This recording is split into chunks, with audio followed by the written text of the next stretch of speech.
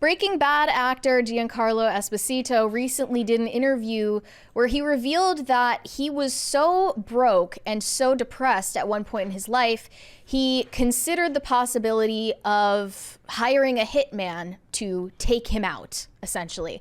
Now, this is kind of dark, but he also said that him getting his role on Breaking Bad is essentially what saved his life. Yep. So this was from a recent interview he did on a radio show. He said he went through 2 bankruptcies before landing his role in Breaking Bad, as well as a foreclosure on his home. At his lowest, he told the hosts that he considered sewer slide. The first thing that had me think there was a way out was my wife's father. He was in insurance, so I asked my wife, I started poking around, how much am I insured for? And then she told me, my way out in my brain was, hey, do you get life insurance if someone commits sewer slide? Do they get the bread? And my wife said, well, that's kind of tricky. He said from there, he started scheming. What if any alarm bells went off? I mean, I hope To that she her. would see that as a red flag, like, hey, maybe he needs some help, but I don't know. They're not together anymore. He said, if I got somebody to knock me off, death through misadventure, they would get the insurance. I had 4 kids. I wanted them to have a life. It was a hard moment in time. I literally thought of self-annihilation so that they could survive. That's how low I was. But he said, I started to think that's not viable because the pain I would cause them would be lifelong, and lifelong trauma that would just extend the generational trauma I'm trying to move away from. The light at the end of the tunnel was Breaking Bad. I had a few little things before to start to recover, but Breaking Bad was the light. I want to point out, he has acting credits going back to 1979. He was in The Usual Suspects. Oh, really? Yes. He has acting credits going all the way back to 1979. When I tell you guys about journeyman actors, the actor you've seen in everything, even if you don't know their name, he is the quintessential dude who is very, very good at his job. You can drop him into any show, give him a role, and he will give you something worth watching. He's very, very good at his job. But I think he was only in like 26 episodes of Breaking Bad. Really? And the point is like... It felt like it was more than that when I watched it. And I look at all these things and you think about what they make, and all of these stories come up about actors. You talk about, look, there isn't a lot of money in being you being in one episode because you're constantly looking for work. You're going from role to role to role. Now, a lot of them do theater as well, and they make money doing that. And commercials? A lot of commercials make money for them, for a lot of people as well too. But it shows to you that, like, unless you're that top tier, unless you're Ellen Pompeo or you're Olivia Benson, to refrain from messing up Mariska's last name again, those are the ones who make a ton of money, the ones who get that big contract for a show that goes 20 seasons. But there's only a couple of those per per network. You're either someone like, on Grey's Anatomy, or you're in the echelon of like Robert De Niro. Yeah. And there's kind of this in-between realm. And I think that's where a lot of the discord was coming from in the middle of the strikes in Hollywood, and people talking about how uncertain your livelihood is when you work in this field. I understand that is difficult, but the spirit of the strike was just felt so entitled. I just want to put this on screen so they can get an idea of just how many roles he has, like 197 credits to his name just in acting. And it's just an idea. So starting down here, where he played Puerto Rican teenager on something called Running in 1979, and then you go all the way up. Wait, so was Breaking Bad his, I guess, breakout role? That's not the first thing I saw him in, but like I also have like. And what has he been in since Breaking Bad? So actually? he's like, we can go through and look at that right now. So he was in Abigail, which just came out. He was in The Gentleman, which is the Guy Ritchie show that's on Netflix right now. Harley Quinn he's playing Lex Luthor as Harley Quinn, the voice only. Teenage Mutant Ninja Turtles Mutant Mayhem, he was the voice of Baxter Stockman. The Mandalorian as Moff Gideon.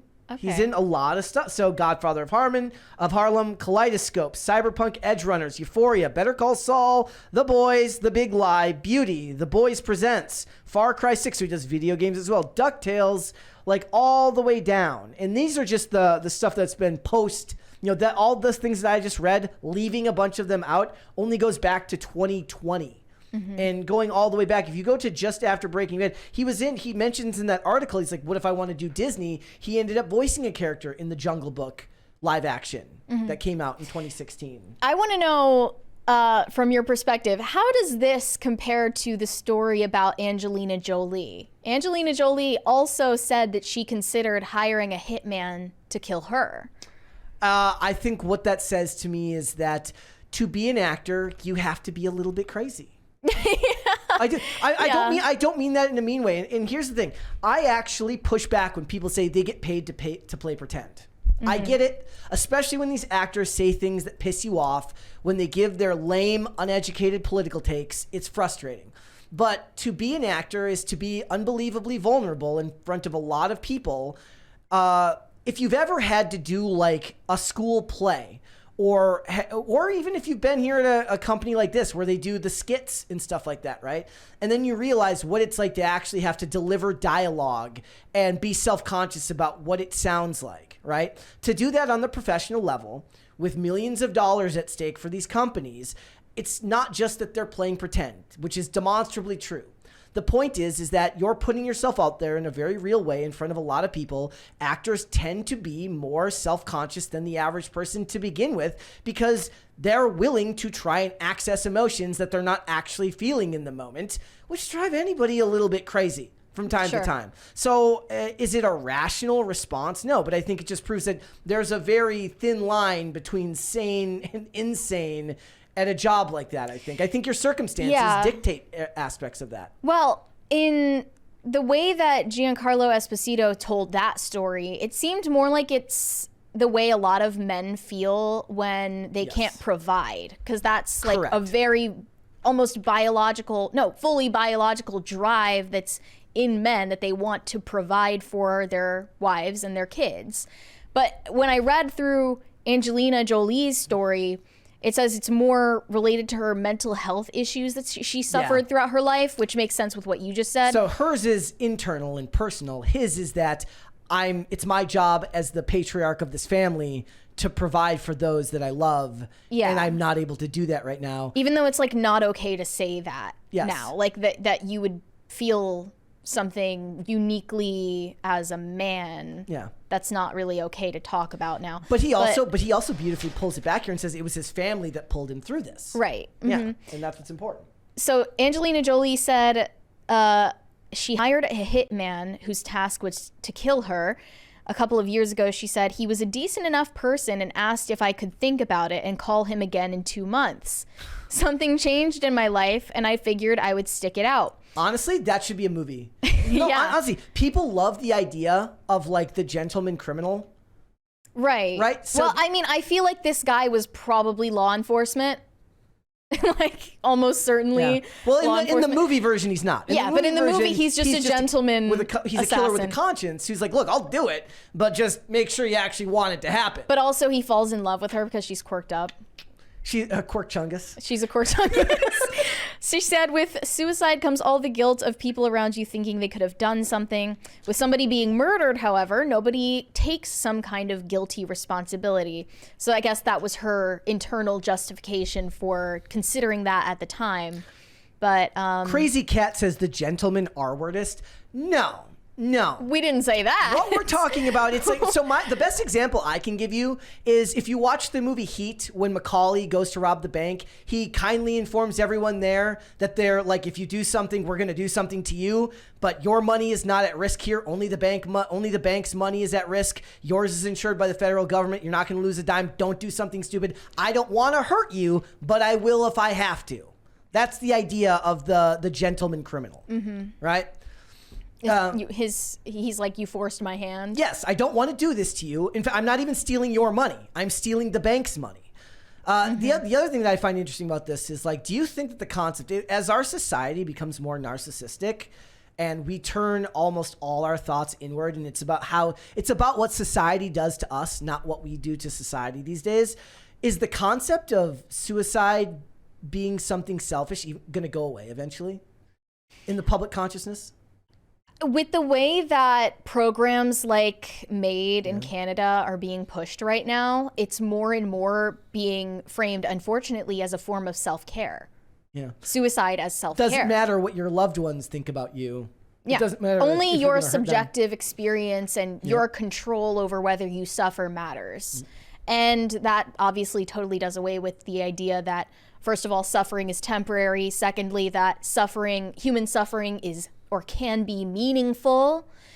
As our society becomes more nihilistic, I'm hearing less and less talk of suicide prevention as a cause. I think I've mentioned that before because now it's basically up to your own discretion, and of course the government will benefit from you taking yourself out of society because you're a drain on resources, because that's the only thing that a human being is measured in now, like how much they can contribute to the GDP. We are in an increasingly nihilistic society, which is sad, because it's actually the worst part about that is it's extremely nihilistic and framed in positive terms. And framed in giving in polite terms, that you're doing this for yourself, so it's a good thing. Like this 28-year-old who is using the MAID program after getting advised to do so by her own therapist, saying, well, you're right, it's never going to get better for you. Give up. And she is still only 28 years old. And, you know, she has a boyfriend, she has a family that she will be leaving behind. None of that is up for consideration. Basically, the experts are telling you that your situation is hopeless. So who else are you supposed to trust? Another thing you should check out Esposito in is Revolution. If you never watched the show Revolution, if you can find that, it's not on any streaming services that I use right now. But Revolution was a really, really fun show with Tracy Spiridakos. He was in that one. It's really, really good. It's just crazy, like 200 credits. You know, I don't know what his average pay is per episode, but you know, when you're only making, you know, one shot per episode, working 7 days at a time, and you've got a family and you've got to provide for them, that is a certain level of fear. It's like it takes the whole idea of the independent contractor, the person who's always looking for the next job, to another level. He doesn't have to worry about that now. Yeah. He's a household name. And there's enough stuff getting made that he's kind of the biggest beneficiary of the overblown budgets and the content farming that's been done, just the amount of content that's been made. Because if he's working 7 days on a show for one appearance, he's in high demand. He can get something on all of these things. Like, he's one of those people where if he auditions, he's going to be pushed to the front of the line because his record, it speaks for itself. That comes at different points for different people. Yeah. So he probably is one of the biggest benefactors of the fact that the boom of content that was made on streaming after, you know, when COVID hit and things like that. So I'm glad things turned around for him, but it is a very, very interesting question as to somebody who's a provider, somebody who's picked a profession that is very, very unsure of itself at the best of times.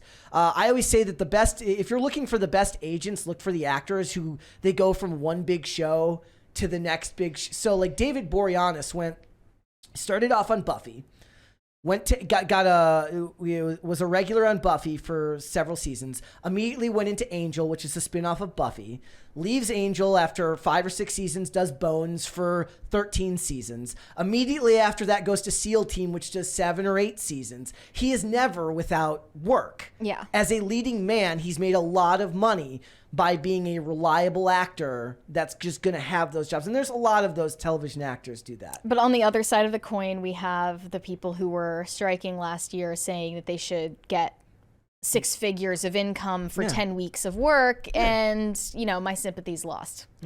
Thanks for watching. Listen to full episodes of Pop Culture Crisis on Spotify. Keep up with us on social media and make sure you subscribe and ring that bell so you never miss the show. Bye, guys.